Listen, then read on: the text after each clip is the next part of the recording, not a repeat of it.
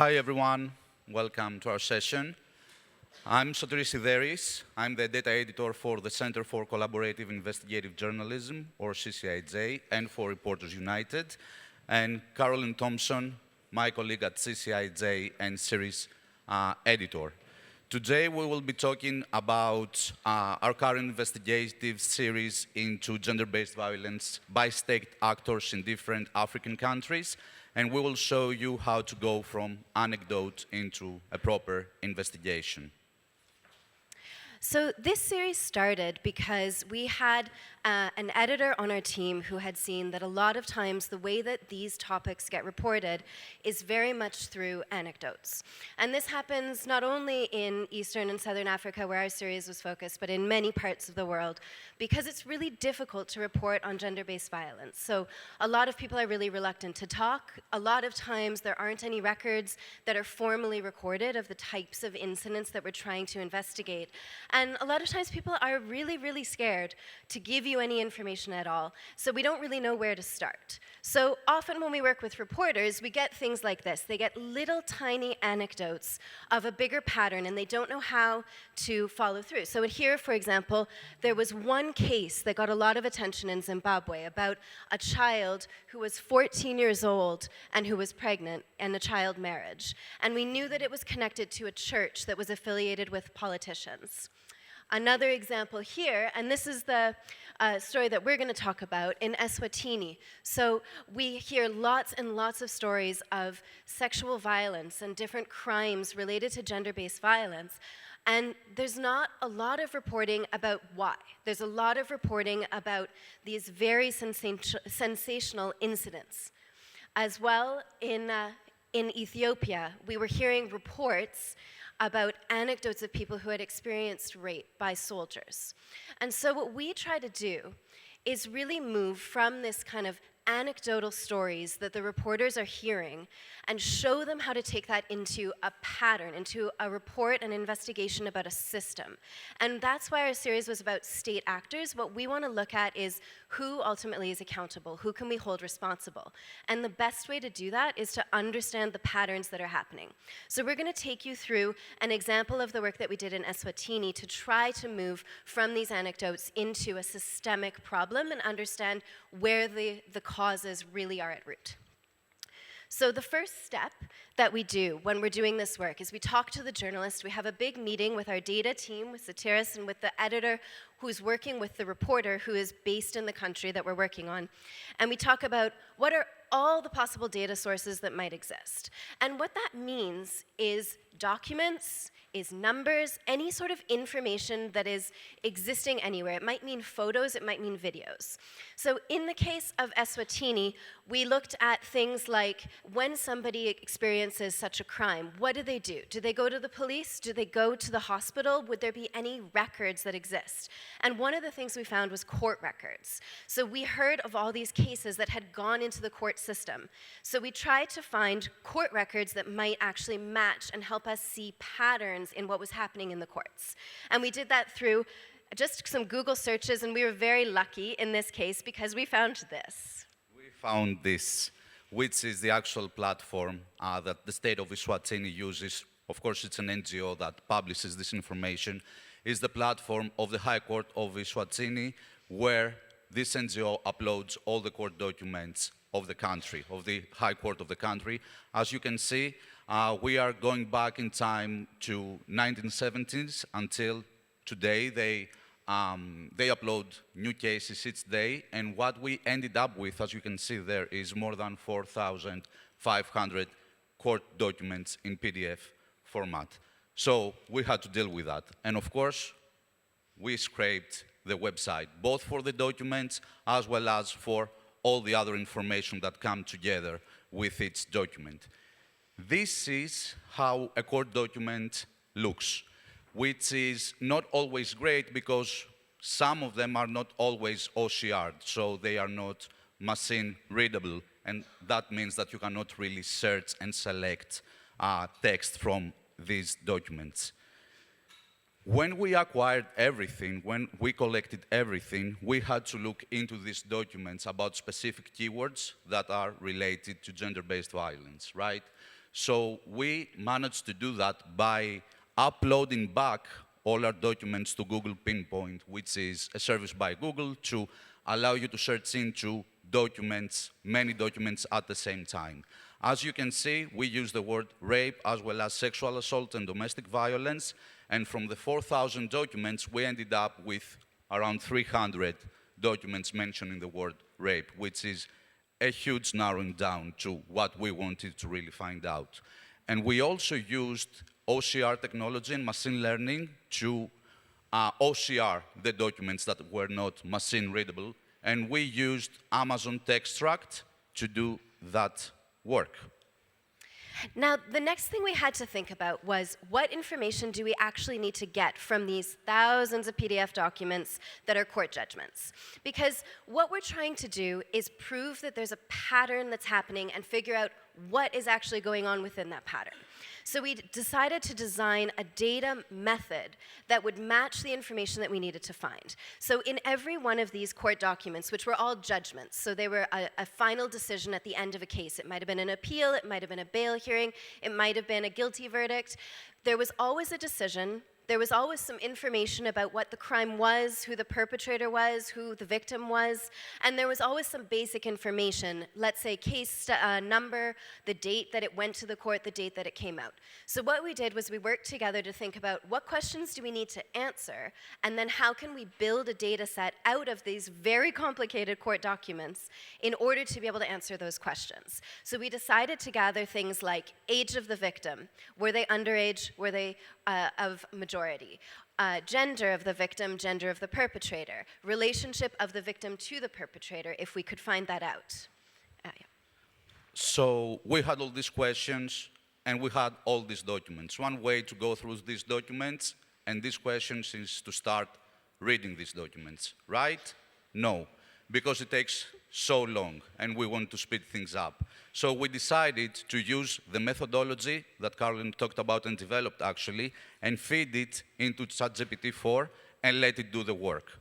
So as you can see on the left side of the screen, we have the same questions, but now asked to ChatGPT along with the justification, why you just ChatGPT think that's correct. And if that's the case, show us where exactly in the document the answer can be found so that I can double check it and verify it.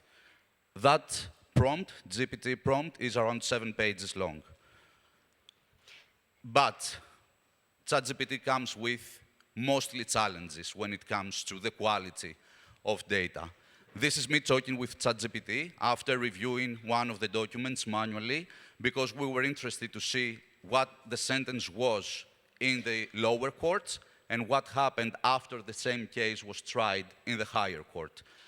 While reading this document, I could very easily see that the lower court sentence was 9 years. And then ChatGPT was like, there's no sentence in the lower court. And I was like, are you sure? And then ChatGPT was like, oh yeah, sorry, you are right, please go ahead. So once we got ChatGPT to fill out all this information for us, we knew it wasn't perfect, but it was a really good starting point. It saved us time, and we had a bunch of really messy but interesting data. What we started to do was play around and see what we had. Was there anything interesting that we could learn? So this, for example, is just a really rough, we would never publish this, don't worry, a really rough graphic where we figured out, where we figured out that the average sentence that was being given was very consistent. So there were a lot of sentences that were 15 years, a lot that were 7 years, and a lot that were 9 years. So we started to then build basically additional layers of data on top of these pieces of information that we got, trying to interpret, once these cases went to the court, did they increase, did they decrease, what were the reasons for these types of sentences, and then we were able to get a much better sense of what we were seeing. We also spoke with experts who really helped us make sure that our interpretation of this information was accurate and also gave us insight into other tags that we should add. The next thing that we did, which we really hate to do, but we have to, is when we finally narrowed down our data into the data that we decided we were really happy with that was important for our story, we manually check it all. So we go through one by one all of the points that are in purple that are going to be used in graphics or referenced as results in our story, and we manually check them. Because ChatGPT is wonderful, except that it's not always accurate. So we don't trust it for anything we publish, but we trust it to help us filter the information as a first step in our research. And again, we spoke with the people who run the platform that we used about whether our tags were accurate, if we missed anything, if anything was interpreted incorrectly. And we also spoke with a lawyer who works in the court. And actually, you can see here, one of the things that they told us was something we'd never thought of, which was one of the biggest reasons that there's a problem with justice in this context is delays in the court system. So they don't have enough capacity to keep everybody in jail, but it takes 7 years in some cases to get people through the system. So they let them out and they reoffend before they're even sentenced. And so by working with an expert, we were able to then add additional tags that made sure that we had all of the context for our report. We did the same for other countries as well. The Eswatini story is going to be published quite soon, hopefully, but we have already published gender-based violence stories in Uganda, Zimbabwe, and Ethiopia.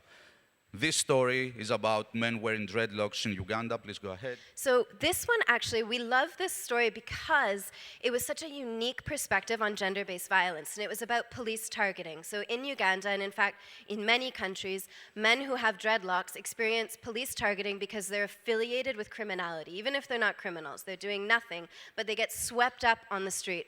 And the example that I showed you at the very beginning was an anecdotal story of a sweep of people who were all arrested in a market, and a whole bunch of men who were wearing dreadlocks got arrested, held for a day, and then released with no charges. And this type of police brutality and abuse happens a lot. So in this case, we used a survey to gather information from people in the community that was affiliated with dreadlocks. There was kind of a union formed of people who had experienced this discrimination, and we used that to be able to gather some data and show that there was a pattern, so it wasn't only anecdotal incidents. Yeah, so we developed that kind of survey, and the reporter of the story disseminated the survey within his community through WhatsApp. In this case, we were looking at this incident that I talked about of child marriage affiliated with one specific church in Zimbabwe. One of the methods we used was OSINT, where we did research to find photos of politicians appearing at that church to be able to show that these politicians knew, they had seen in Parliament that this church was affiliated with child marriage, and yet every year they continued to go there in order to get votes. They would campaign there, they would speak to people at the same time that child marriages were happening. And we also relied on additional data to complement the story. And this is the first story that we published in the series. It's a story from Ethiopia where rape is being used as a weapon, and data was really, really difficult to get access, not just to analyze or collect it. So we relied for this story on data from the UN and Amnesty International, and we made sure that we show the data sets that we used and the methodologies, because sometimes these two different data sets can be, not compatible, or they cannot be compared and then published in a story. So we just wanted to end on our best advice for you if you see that there's something anecdotal and you want to try to find the pattern and you're thinking about using data or AI tools to do that. First of all, identify the data to be collected and build a methodology to be consistent and everyone in your team can follow. Number 2, never publish your results without manual confirmation if you're going to use AI. 3, check your methods and approach with experts during the process and before publication. Number 4, use AI and automation as a research tool or as a filter, not for interpretation of the data, because it will really struggle with that. Number 5, if you use an AI tool, ask it to prove what it found to facilitate your fact-checking the way we did with the story in Eswatini. And number 6, sometimes manual actually is the best way. Sometimes reporting with anecdotes and just counting small pieces is okay. So don't be afraid to make lists. Don't be afraid to do it that way if you can't find another method that will allow you to do it another way.